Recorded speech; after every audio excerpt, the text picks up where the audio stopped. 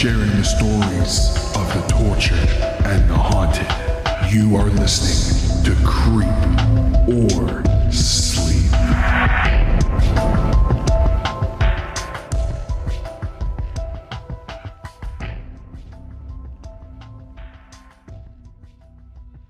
Hello there, you ghoulish fiends, and welcome to Creep or Sleep.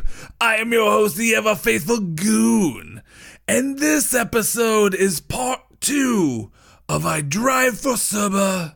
It's like Uber, but for the paranormal. Now, I know Matt is excited to dig into this next installment, so I'm not going to hold him back anymore. Stay tuned, cause this nitwit's done. I'll be back with some exciting news all about me.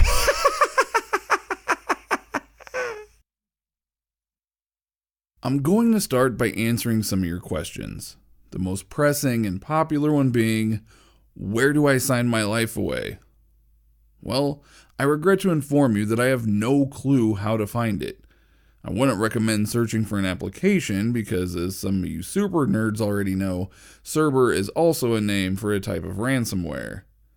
My only advice is to pay attention to advertisements on websites that you visit. As for the Slender Man claims, I cannot confirm nor deny that I was in the same vehicle as this individual.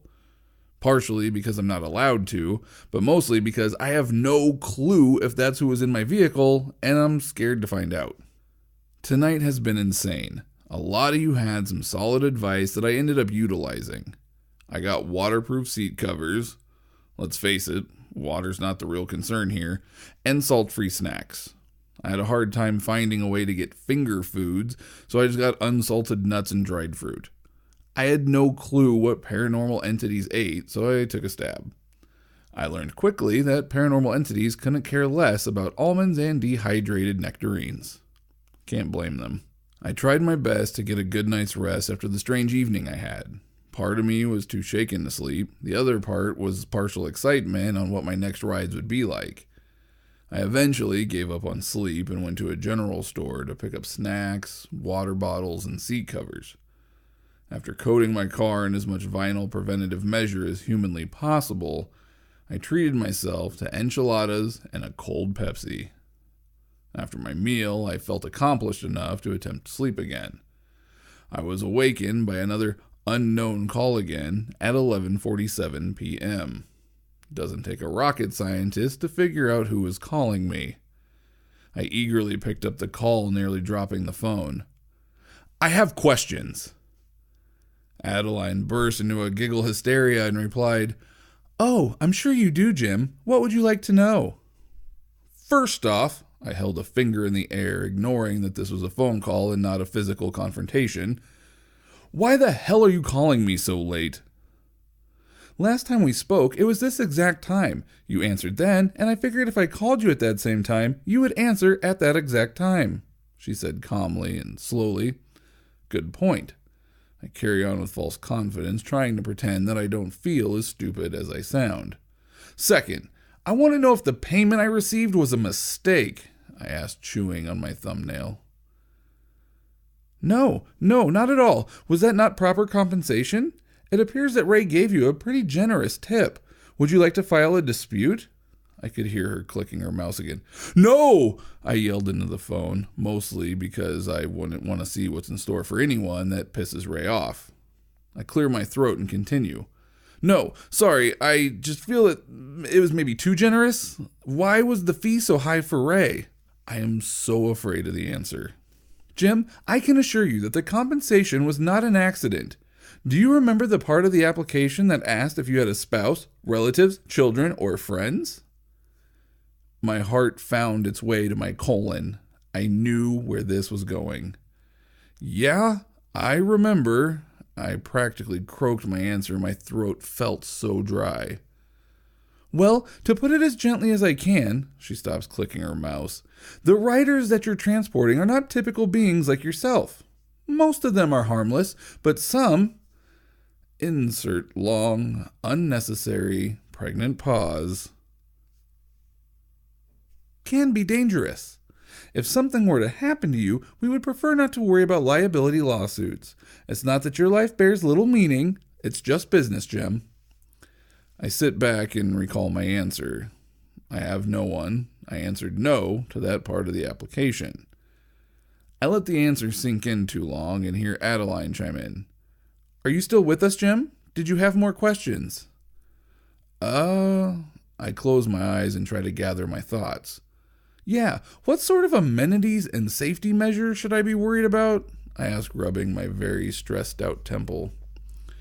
We'll start with the uncomfortable topic of safety measures. Get the ugly out of the way, she begins with a soft yet sinister tone. You should get yourself an airtight container to hold sage and a lighter inside. Sometimes certain entities can leave behind an unseen residue, and the moment you feel a heaviness after your passenger has exited, you'll want to burn some of it in your vehicle until you can feel the tension has dispersed. I scurry to find a pad and pen to write this down. She continues. You'll also want to invest in a raincoat or poncho. A rank? Adeline, I ask in exasperation. Yes, Jim, a raincoat. I roll my eyes and continue to make my list. Make sure you invest in a face mask, protective eyewear, and booties. You can never be too careful, she finishes. All right, I complete the rest of the recommended items list. Now, what about the amenities? That depends on how willing you are to get your hands dirty for your riders. I could hear the smirk. Just how important is it to ensure that your riders receive the highest quality experience? Not very, I say defensively. I'm sure the government has already tapped into my line by now. I just want to drive and maybe not die. Extra steps like it could tamper with that. She lets out a chortle. Is there anything else I can do for you, Jim? No. I feel no more confident now than I did before picking up the call. Thanks, Adeline. No problem, Jimmy boy. Her sickening disposition returns as if this is all so normal for her work nights. Can we count on you to continue driving for us? I stare off into the bedroom wall, chewing on that question. Why shouldn't I? The money is right. The work is interesting. I make my own hours. I would be an absolute fool to turn this down. The worst that happens is I die, and after discussing the pitiful state of my private life and the lack of people therein, it doesn't seem so bad. Yes, I say, switching the phone from one ear to the next. Yeah, I'll keep driving for Cerber. Wonderful, she exclaims. Good luck, I'll be in touch. Thanks. Have a good night, Etta. The line went dead before I could finish. It was already after midnight. It's time to get my ass into gear. I don't have time to pick up the safety items. I survived without them last time, and I feel like I'll get more ride requests on a Friday night. Safety gear is going to have to wait. I park at a local donut shop that remains open 24 hours. It's not tacos, but I can get a churro there. Close enough. My phone dings with a request from someone named Borg in a residential area just 4 minutes away.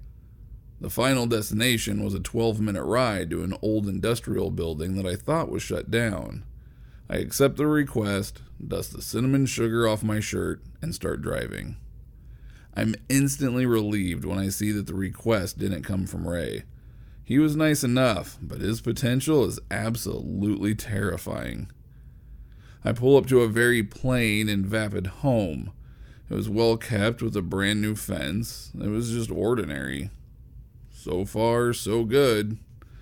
Then walked out Borg. Again with the tall. He was a mammoth of a man, standing at least 7 feet tall, jaw slack with a large set of tusks weighing down such massive jowls dripping with saliva.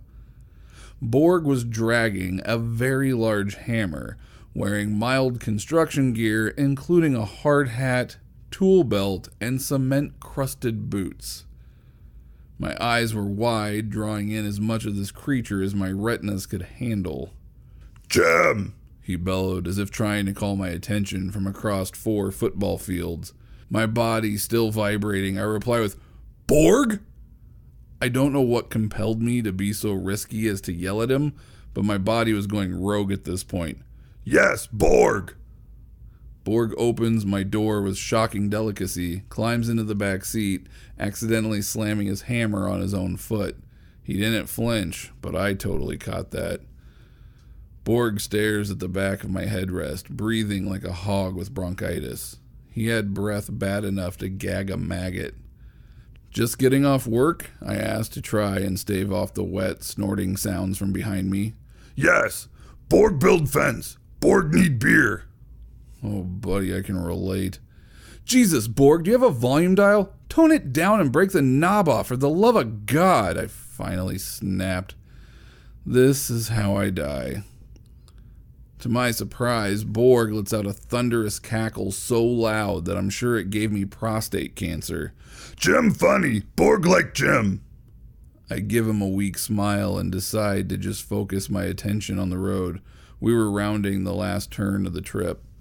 I pull up to the abandoned warehouse and it's just as dilapidated as I remember. The metal walls and roof were coated in rust, the wooden beams poking out of place with dry rot and patches of unkept weed swallowed up any semblance of a driveway. I come to a complete stop and Borg plunks his massive boots onto the gravel. He gracefully closes my door and walks over to my window. Thanks, Jim. Go sleep. Jim look bad. Are you fucking kidding me? Good night, Borg! Go sleep! Borg too loud! I bark at him with a grin. He grins back and begins his short, seemingly painful walk to the front doors of the building. I caught myself half smiling as the doors shut to his murky mansion when it was violently interrupted by the realization that the smell Borg admitted had not followed him out of my car. Oh no, this is so bad. I quickly drive to a nearby gas station to assess the damage. This giant, sticky man fetus was making all that noise for a reason. He literally shit his own pants in my back seat, and his internal matter leaked everywhere, leaving big Borg butt cheek imprints. My night was clearly shot. I bought some paper towels, bleach, air fresheners, and a few taquitos from the gas station I was stopped at. Took me a full 2 hours to clean this hazardous waste out of my car, but I was still able to alleviate the blasphemous evidence from my back seat. It was around 3:52 a.m. when I finished. I remembered Adeline saying that the highest hours of operation ended around 4:30 a.m., so I went ahead and put out a ready signal to try and salvage my night. How I wish I would have gotten Ray instead. Anything else would have been better than this traumatizing experience. I got another ping almost instantly after putting out signal. At least I had another fat payout to look forward to. Then I noticed something strange. The request was coming from the very gas station I was already parked at from someone named Angela. Stranger still, there was no destination that followed. Albeit bizarre, I figured it was an app malfunction and I accepted the request anyway. Immediately after accepting, my back door opened and shut so quickly that it almost sounded like one fluid motion. Hi, James. That voice. There's no way. My blood instantly turns to ice and my body starts shaking violently. This isn't happening. This can't be real. I turned my head slowly, shuddering at the woman who sat in the back seat. My horrified gaze met with her milky eyes, shattering my senses like glass. Of all the terror, sadness, and despair I've ever encountered in my life, it is incomparable to what I was feeling in this very moment. Tears involuntarily streamed down my face, my mouth hanging open, hands tensed in the fists on my steering wheel, white-knuckling my grip as if I may be ripped right through the roof of my car. This isn't real. It just can't be real. The request came from my dead sister, Angela. So there you have it, folks. Part 2 of I Drive For Cerber. It's like Uber for the paranormal by Reddit user Mofucious. Well, enough about that story. Now for the big news. I know everyone has been clamoring and wanting to know, ooh, what does the goon look like? Well, suffice it to say, you will soon all find out. I am personally having a portrait done of me. Then I'm going to plaster it everywhere. I might even put it on a couple of t-shirts. You never know. Be sure that you listen to all the other Podbeard shows on the Podbeard network. And if you have any questions for myself or Matt, email us at creeporsleep@gmail.com and follow us on all that social media bullshit. I don't deal with it. We pay TJ harder to do it. What a chump. So stay tuned for part 3 of I Drive For Cerber. It's like Uber, but for the paranormal. Until then, will you creep or sleep?